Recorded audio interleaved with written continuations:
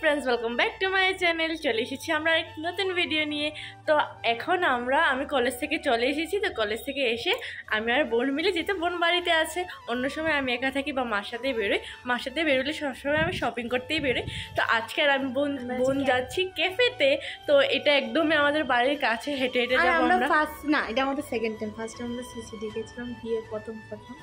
হ্যাঁ, গিয়ে যা করেছি সিসিডিতে আমরা দুজন নাটা বুঝে অর্ডার দিয়ে দিয়েছি খাবার, তারপর খেতেই পাচ্ছি না। তাও আবার না, আমারটা আমার তোমারটা তোমার, সিঙ্গেল সিঙ্গেল করে আমরা খাবো। একজনের থেকে একজন ভাগ করে খাবো না আমরা। আর কি হচ্ছে, মা এখন উপর থেকে এই দেখো মা চলে গিয়েছে মা। তো একজন একজন করে যার যারটা তাতে খাবো বলে আমাদের লজ্জা দেবে একটু বৃষ্টির মধ্যেই যদি আমরা ছাতি না নিয়ে যাই। তো গিয়ে কি হয়েছে, আমরা দুজনের জন্য মানে এইটা প্ল্যান করছি যে তোমার থেকে আমি খাবো, আমার থেকে তুমি খাবো, বাট কিন্তু ডিফারেন্ট আইটেম আমরা অর্ডার করবো। সেম আইটেম করবো না, আর একটা করবো না, যেহেতু দুজনে এসেছি দুজনের জন্য আলাদা আলাদা। ওখানে গিয়ে আমরা একটুই ভালো করে খেতে পারিনি, তারপর অনেক কষ্ট লাগছিল কারণ অনেকটা রেট ছিল। তারপর যাই হোক, আজকে এই ভুলটা করবো না। লাগবে না কিন্তু। হ্যাঁ, আজকে আমাদের বাড়ির কাছে একদম, তোমরা হয়তো বা জানো, অনেকে হয়তো বা জানো না। তো এখানে যাচ্ছি একদম আমাদের বাড়ির কাছে, জাস্ট 2 মিনিট লাগবে আমাদের। আর এখান থেকে আমি অনেক সময় আমি যখন অটো দিয়ে আসি ওখানে আমাকে নামায়, তারপর ওখান থেকে আমি বাড়িতে হেঁটে আসি অনেক সময়।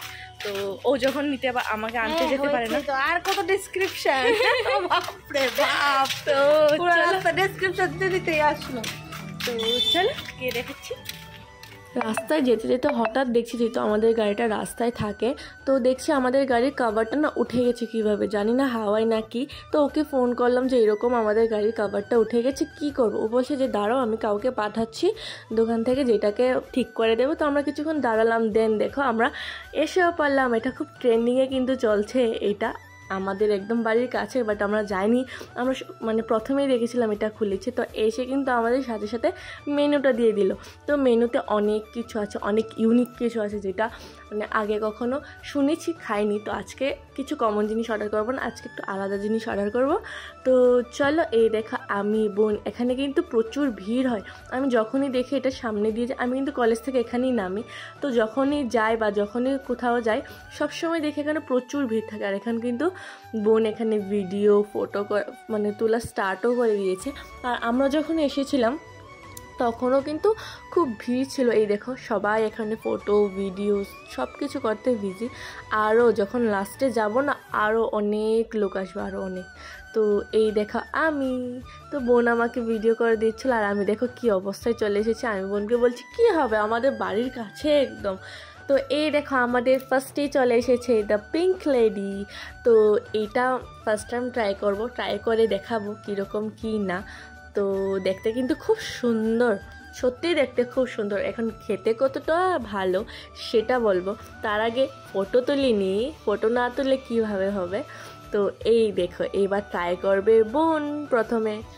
তো বোনকে দিয়ে কিন্তু আমি সব কিছু ট্রাই করার আগে যদি ভালো লাগে দেন আমি ট্রাই করি। তো বোন খেয়ে বললো যে ভালো এটা। এই দেখো বোনের রিয়েকশন। তারপর আমি বোনকে মানে জিজ্ঞেস করলাম সত্যিই ভালো। আর এখন দেখবে আমার রিয়েকশন। আমি না একদমই টেস্ট পাইনি, একদমই আমার কাছে ভাল লাগেনি, একটুও ভাল লাগেনি। তারপর চলে এলো পিৎজা। তো ভাবছিলাম যে এতটা আমরা কি খেতে পারবো একা একা দুজন। তো যা ভেবেছিলাম তাই হয়েছে, যাক আগে খাওয়াটা তো স্টার্ট করি। খুবই টেস্ট ছিল, খুব খুব খুব, আমাদের তো ভীষণ ভালো লেগেছে। তো এই দেখো কি চিজ দেওয়া এটার মধ্যে। তো এখানকার সব কিছুই কিন্তু খুব ভালো ছিল, আমার তো ভীষণ ভালো লেগেছে এইটা যেটা খাচ্ছি এখন, পিৎজাটা খুবই টেস্ট ছিল, খুবই। তো চলো দেখাচ্ছি আরও আমাদের কিন্তু আরেকটা আইটেম। এই দেখো এইটা না আমরা খাবো ভেবেছিলাম, বাট খেয়ে দিয়ে এটা এত পেট ভরে গেছে আর খেতে পাইনি। তার জন্য এটা আমি পার্সেল করে নিলাম, বাড়িতে গিয়ে ধীরে সুস্থে আমরা খাবো ভেবেছি। তো এই দেখো এটা কি সুন্দর, কি কিউট। এই দেখো বিলটা দিয়েছে, আমার না ভীষণ ভালো লেগেছে, ভীষণ। এটা প্রচণ্ড কিউট ছিল, প্রচণ্ড, মানে কি বলবো, বোন আর আমি এটাকে নিয়ে হাসাহাসি করছিলাম, ভিডিও করছিলাম। তো দেন বাড়িতে এসে আমরা ওইটা যেটা পার্সেল ওইটা খেয়ে দিয়ে বোন আর ও বেরিয়ে গেছে কোথায়, সেটা কিন্তু বোনই দেখাবে আজকে, আমি যাইনি ওদের সাথে। তো প্রথমেই চলে এলো ঠাকুরের জন্য কিছু কেনাকাটা করতে এখান থেকে। তো বোন কিছু ঠাকুরের জন্য কেনাকাটা করবে, দেন ওরা কোথায় যাচ্ছে আমি সত্যিই জানি না, আমি এডিট করতে করতে দেখছি তোমাদের সাথে সাথে। তো তখনই আমি ভয়েস ওভারটা দিচ্ছি, কারণ বোন ভয়েস ওভারটা দিয়ে করেনি। তো দেখতে পেলাম যে দুর্গাবাড়িতে চলে এলো বোন ওরা। এত ভিড়, সত্যিই ভিড় ছিল, বোন আমাকে এসেও বলছিল যে প্রচুর ভিড় ছিল। আজকে পুজো, মনে হয় অষ্টমী পুজো আজকে। এই দেখো বোন যাচ্ছে ভেতরের দিকে। তো আজকে প্রথমবার আমি যাইনি আর ভয়েস ওভার দিচ্ছি বোন। তো আমি বলেছিলাম বোনকে যে ভিডিও করো, যেখানে যেখানে যাবে ব্লগের মধ্যে আমি সেই ভিডিওগুলিকে অ্যাড করে দেব। তো এই দেখো খুব সুন্দর করে সাজিয়েছে দুর্গাবাড়িকে। এই দেখো আমাদের ঠাকুর খুব সুন্দর হয়েছে। আমার না দুর্গাবাড়ির ঠাকুরের মুখ না খুব ভাল লাগে, এত সুন্দর মুখ হয় না ঠাকুরের, সত্যি ভাল লাগে। তো তোমরা একটা জিনিস লক্ষ্য করো কি করো না জানি না, আমাকে ও না সবসময় বলে যে শুধু দুর্গাবাড়ির ঠাকুরই না এক কাঠামোর মধ্যে হয়, দেখো আর সাইডে না মানে জয়া বিজয়া হয়, এখানে লক্ষ্মী সরস্বতী না জয়া বিজয়া, আমি জানি না কতটা ঠিক ও বলেছে। আর উপরে দেখো, ওটা আমি বোনের ভিডিওতেই নোটিস করেছি, সবসময় গিয়ে আমি নোটিস করি না। উপরে শিব ঠাকুরের সাথে কে দুজন জানি আছে, আমি জানি না, তোমরা যদি জেনে থাকো নিশ্চয় কমেন্ট করে জানাবে। আর এই দেখো মার মুখ এত সুন্দর, এত সুন্দর, মানে বলে বোঝাতে পারবো না, খুব সুন্দর, একদম আঁকানো মুখ। এই দেখো এই দুজনের কথা বলছিলাম।